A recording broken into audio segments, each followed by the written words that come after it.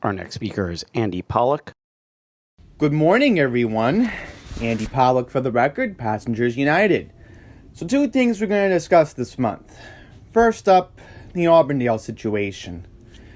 First of all, the community was not too thrilled regarding the elevator project. Why would the MTA pick this specific time of the year when Auburndale sees its highest ridership than any other travel period in an entire calendar year to not have an elevator? This project should have begun in January, but the MTA just seems to not carefully consider scheduling options, and so now we are stuck with either the nearby Broadway or Bayside stations for elevator service.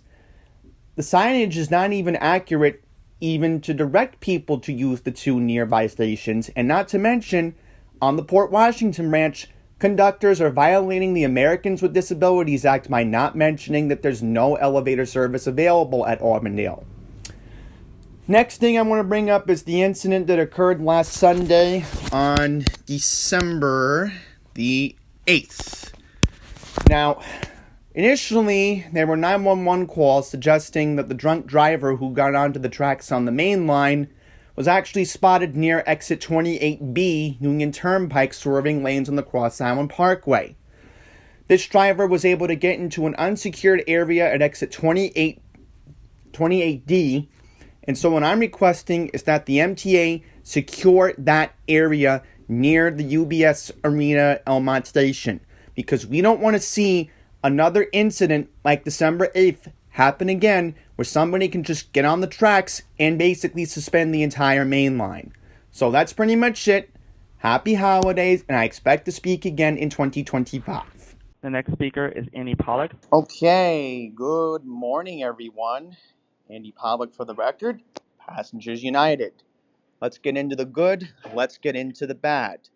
The only good I can say for this year, being from Queens, is that the 7 train, and hopefully Demetrius will bring this up later today, the 7 train has actually seen one of its best on-time performances in years, which you kind of can thank me a couple of years ago getting federal funding from that third stimulus package.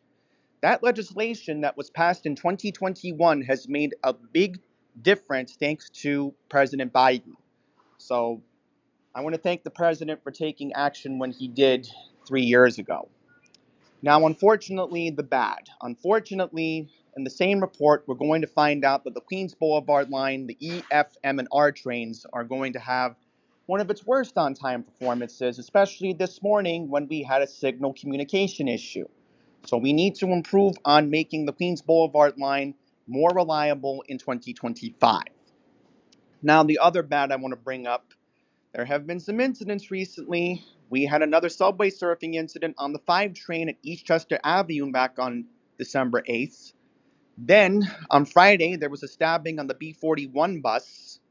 Then we had a shooting on Hegman Avenue and Boylan Street in Brooklyn yesterday. And then yesterday, also, I want to mention a man was pushed onto the tracks at 34th Street Herald Square. So I'm going to keep saying it. Safety needs to be the utmost priority in this organization. I'm tired of saying the same thing, but we need to improve on safety in 2025. So I'm going to conclude my remarks, and I expect to speak again in 2025. Have a very happy holiday.